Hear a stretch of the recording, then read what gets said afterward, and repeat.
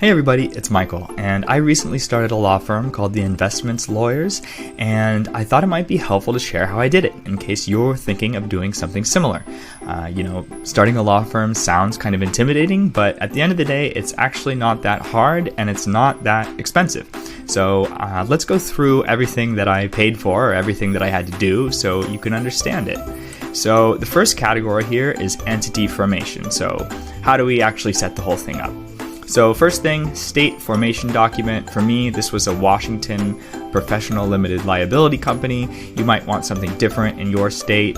For me, that was $180. By the way, this first column is what I spent. I made another column for what I think the minimum would be. In many cases, I did not pay the minimum, I paid more. And so I thought it might be helpful to show that breakdown. Next, governing agreement. This is something very simple. You can do it yourself, where it's just, I'm Michael, I own the firm. That's it. For now, it's simple. If I bring on partners, it'll get more complicated. Next, virtual office. For me, I just got a virtual mailbox. They'll scan my mail for me, things like that, just so my personal address isn't on all my business documents. EIN stands for Employer Identification Number. You can get this on the IRS's website for free. It takes 10 minutes. You want to open up a bank account. If you want to, you can open something called an IOLTA account. And this is a special lawyer account where you put money that technically belongs to the client for now. So for example, if you're going to take an advance payment let's say you want to take $5,000 up front, and then when you actually bill time, you take money from that account. So it's making sure that the client will actually pay you. If you're going to do something like that, or maybe you're going to get money from a settlement that you're going to distribute to the client later. I don't really know how litigation works, so I think that's how it works, but then you might want an IOLTA account. I started doing this. It was kind of a headache. I'll still probably do it, but I haven't been prioritizing this right now because that's not something that I do in my practice. Domain names, I went a little bit overboard. I got a lot of domain names that I thought might be helpful. For example, my website is investmentslawyers.com, but that's kind of long. So I also bought something called til.law. It's only 6 characters. I thought that might be helpful. So that just routes to my website right now as well. You could buy a domain for $10, so you don't need to go crazy.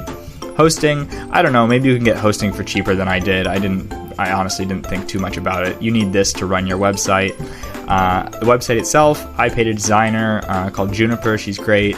I paid her $1,500. Super happy with her, but you could do a website by yourself if you wanted to. I also hired an ethics lawyer to make sure that I was doing everything by the book. I just talked to her for a while and felt comfortable about the whole process. So you don't need to do that, but I found it valuable. So these are the subtotals for these categories right now. Let's go down to software. All right, so Office 365, this is Outlook, email, Word, stuff like that. Clio is the practice management software that I use, so it's how do I bill people, it creates matters, things like that. NetDocs, document management system. This is iManage if you've used that before, so you can version up, you can do things like that, send secure links.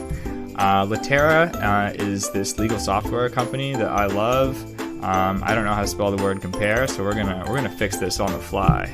Now you can see how the sausage is made. Compare, okay. That's actually a nice point, because what the Contract Companion does is it will proofread your contracts to make sure you don't look stupid like I just did. And it has redlining software too. So you don't technically need that, but I find it very helpful. It saves a lot of time. I often do flat fee billing instead of billing by the hour, so I'm trying to be as efficient as possible. DocuSign, sign documents. Canva, maybe I'll change this to 0 here. You don't technically need this. This is a software that I use to make things look pretty, like my logo, things like that. You don't technically need that, but I find it useful. Calendly, super clutch calendar software. A feature that I recently started using, which is great, is like limiting how many calls people can schedule in a day. So my first week was was a little bit nuts. I had like 13 calls on Wednesday. I don't want to do that anymore. So I'm basically cutting people off, and there's only a certain amount of calls through Calendly that I'll take every day. Zoom, you know what that is by now. SaneBox is like this email, it's like a really fancy like AI email folder system that'll sort your emails for you. What I really like is there's these folders called like Sane Tomorrow, Sane Next Week, Sane Next Month, and I can just drag emails in there and it'll pop up, next day, next week, next month, depending on what folder I put it in. I use my email as a to-do list, so this is really nice because I can like get to inbox 0 every day. Some of the emails will come back later, but I like it. I got a fancy version because I use it on a few different email clients, not just my work. All right, let's go down here. Hardware. I bought a fancy laptop. You don't need a laptop that fancy. What I did do, which Adam Steiner, shout out, you suggested that I do this, and it was a good idea, is, so I got a Lenovo laptop, and there's a certain type of support where it's just like really fantastic support. Like you can call them whenever, they'll help you, they'll like send people out to your house. Like I live kind of in the middle of nowhere. They like send someone out to my house if I need to. So it's pretty cool. I bought kind of a ridiculous, laptop monitor. Eric at SMP Law kind of convinced me to do it. You don't need to if you don't want to. It's like 49 inches. It basically like wraps around my whole house. It's pretty cool though. Got a microphone. Want to make these videos sound good. If you're not making videos, you probably don't need a microphone. So that's the hardware. Maybe you want a webcam or something. I'm just using my laptop right now. Accounting, QuickBooks, $600 a month. $600 a year. I like had all these grand ambitions of like I'm gonna do all my books, but I just don't have time. So yesterday or the day before, I relented, and I'm gonna hire someone through QuickBooks to do my bookkeeping for me, because it's just not the best use of my time, I've found. All right, insurance, malpractice insurance, need to get that for sure. I paid $4,000. I'm a securities lawyer. I think it's higher for securities lawyers. I don't really know. I had an option for $4,000 or $3,000. I figured why not just pay the extra $1,000, safety first. I had cyber coverage, like what happens if there's a data breach wrapped into this? You might have it different. I don't know. My wife still works at Deloitte, and so I do not have to pay for health insurance. I've heard that health insurance can be like wildly expensive if you have like a spouse and kids and things of that nature. I've heard it can be like 30, 40K. I honestly don't know. I did some research before this video, but I couldn't find any numbers that I found super reliable, so I left it out. Obviously, if you are not in a position where you can rely on someone else's health insurance, you're going to have to buy that.